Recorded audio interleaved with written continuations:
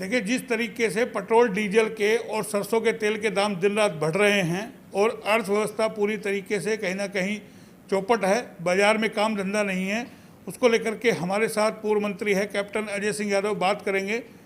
कांग्रेस के बड़े लीडर है दक्षिण हरियाणा में, क्या विपक्ष कर रहा है उसको लेकर चर्चा करेंगे। कैप्टन साहब, आप लोग क्यों नहीं सड़कों पे उतरते पेट्रोल डीजल को लेकर के, जिस तरीके से बीजेपी उतरती थी आपके टाइम में, और आज जो तेल की स्थिति है, कहीं शतक लगा चुका है, कहीं शतक से पार हो गया, 160 रुपये तक तेल हो गया, कांग्रेस क्यों पिछड़ी हुई है, क्या बोले? नहीं, अभी पिछले दिनों चिरंजीव ने यहाँ पर प्रदर्शन किया था पेट्रोल पंप के ऊपर। वहाँ पर हमने तमाम जितने भी जो उपभोक्ता हैं उनको गुलाब का फूल भी दिया था और उनसे बताया था कि अच्छे दिन कैसे आ गए हैं, कि पेट्रोल का जो दाम है वो 100 से पार हो गया, डीजल का दाम भी 100 से पार हो गया। और अभी आपको मालूम होना चाहिए कि जो हमारे डिपो होल्डर्स हैं, इनके पास इन्होंने फ्री में अनाज देने की बात की थी, तो उसमें बजाय गेहूं के बाजरा दे रहे हैं। और जो 2 लीटर इनको तेल दे रहे थे सरसों का, वो भी देना बंद कर दिया, क्योंकि 200 रुपये पार हो गया। दाल का रेट भी 200 रुपये पार हो गया। तो सरकार की जो ये नीति है कि हम फ्री राशन दे रहे हैं 2 महीने का, आप मुझे बताओ कि बाजरा इन दिनों में कौन खाएगा? तो सरकार जो है, इनकी नीयत में खोट है। ये कोई भी काम ऐसा नहीं करना चाहते, केवल पब्लिसिटी ज़्यादा होती है। अभी इन्होंने इसको 21 तारीख को टीकाकरण दिवस बनाया। आप मुझे बताओ उस पर कितने पैसे इन्होंने खर्च कर दिए। मंत्री लोग आए, बड़े बड़े सामान्य लगा दिए, उसके बाद उस दिन तो ज़्यादा टीके लगे, उसके बाद फिर कम हो गए। यानी कि जो टारगेट है हमारा, ये कह रहे हैं कि हम दिसंबर तक टारगेट पूरा कर देंगे। ये कैसे पूरा करेंगे?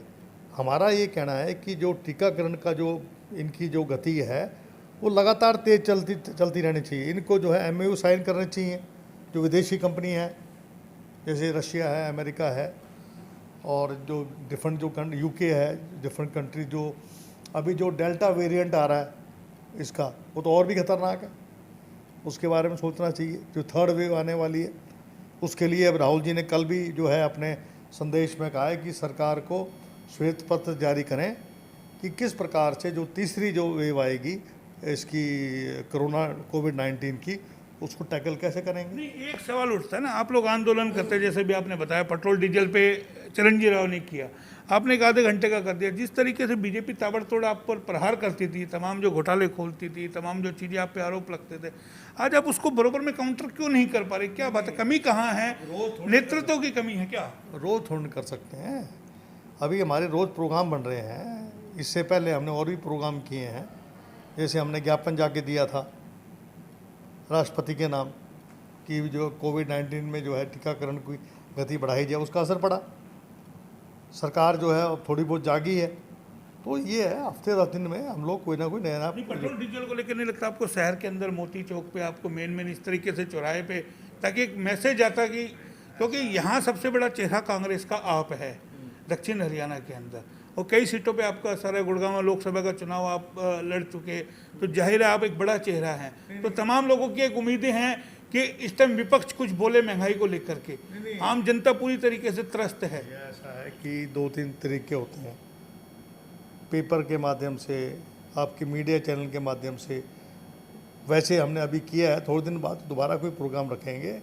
रोज़ ही प्रोग्राम कार्यकर्ताओं रोज़ थोड़ा बुला सकते हैं। आजकल आपको मालूम है खेती का टाइम है, हम कार्यकर्ताओं को समय समय पर बुलाते रहते हैं। आगे भी जल्दी ही एक कोई हम प्रदर्शन करेंगे, जिससे कि पेट्रोल डीजल के जो दाम है, जो अब आप देखिए हमारी सारी जो अर्थव्यवस्था डीजल के ऊपर डिपेंड है। आपका आज जो है दाल 200 पार हो रही है, तेल सरसों का 200 पार क्यों हो रहा है? क्योंकि अभी जब पिछले दिनों सरसों की खरीद हुई, सरकार ने एक भी दाना नहीं खरीदा, क्योंकि जो मिनिमम सपोर्ट प्राइस थी वो कम रख दी। और क्या हुआ कि व्यापारियों ने जैसे उससे थोड़ा सा महंगा खरीद लिया। आज सरसों का रेट जो है 7200-7300 रुपये हो रहा है। तो क्या हुआ, होर्डिंग होगी ना। अब इन्होंने उस पर कोई लिमिट रखी नहीं, कोई कितनी ही सरसों खरीद लो, कितना ही दाल खरीद लो। फिर वो अपनी मर्जी से रेट निर्धारित करता है। यही तो और लड़ाई किस बात की है कि भाई आप लिमिट रखो, इससे ज़्यादा कोई आदमी स्टॉक ना रखे। अब क्या होगा, बड़े बड़े जो पूंजीपति हैं वो स्टॉक कर लेंगे। अब फिर गरीब आदमी को आज जैसे राशन में जो है तेल नहीं दे रहे हैं, बाजरा खाने को दे रहे हैं। तो सरकार जो है, सरकार की जो नीति है, जो हमारा जो इंदिरा जी के समय में जो उनका एक एम होता था कि हम जो है गरीब आदमी, जो आखिरी आदमी है जिसको कुछ नहीं मिलता, उसके बारे में सोचते थे। राजीव जी, सोनिया जी, राहुल जी हमेशा इस मामले को उठाते हैं। कोविड का मामला उठाया जब महामारी हुई, पहले सरकार को आगे कर दिया था कि भी होने वाला, लेकिन सरकार ने ध्यान नहीं दिया। चलिए, एक जनाब राम मंदिर में ज़मीन को लेकर के काफ़ी सारे विवाद आ रहे हैं सामने कि किस तरीके से ज़मीन की पूरी खरीद फरोख्त हुई, उसको लेकर के आपकी क्या प्रतिक्रिया है? क्या लगता है आस्था के नाम पे लोगों के साथ खिलवाड़ हो? देखो, ऐसा है, दो मामले हो चुके हैं। एक मामले में तो जो ट्रस्ट का जो सेक्रेटरी है उसने 2 करोड़ में ज़मीन की रजिस्ट्री कराई, 5 मिनट के बाद 18 करोड़ रुपए में ट्रस्ट ने ले ली।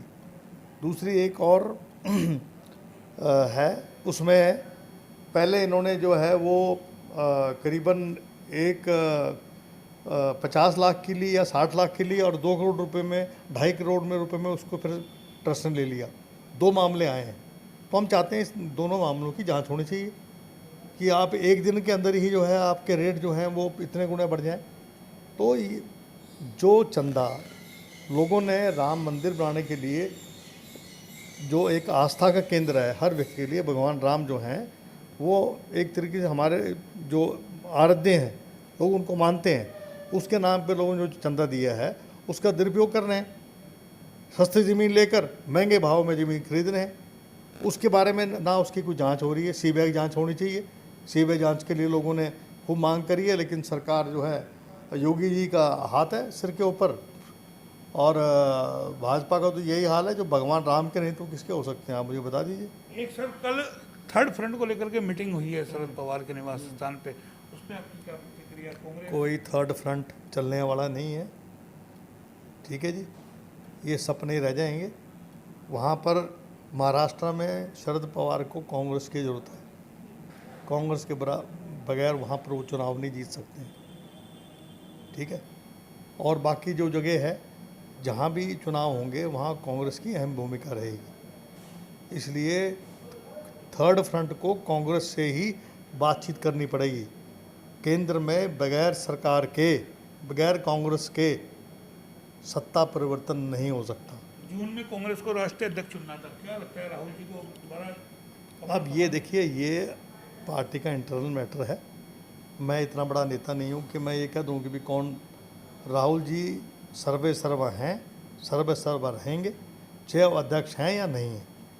अब ये उनने डिसाइड करना है, सोनिया जी ने डिसाइड करना है कि कौन अध्यक्ष बनना चाहता है। चलिए, ये तो बड़े लेवल की होगी। आप प्रॉपर रेवाड़ी में रहते हैं, आपका निवास स्थान है, 6 बार आप यहाँ से विधायक रहे हैं लगातार, और 2014 में आपकी सीट चली गई सड़कों को लेकर के, और आज शहर की जो हालात आप ही के बाहर निकलते हैं, मॉडल टाउन, बावल रोड, तमाम चीज़ें हम लगातार मुद्दे उठा रहे हैं। आपके महाराणा प्रताप चौक, ऐसा शहर का कोई इलाका नहीं है जहाँ की सड़कें सही हो।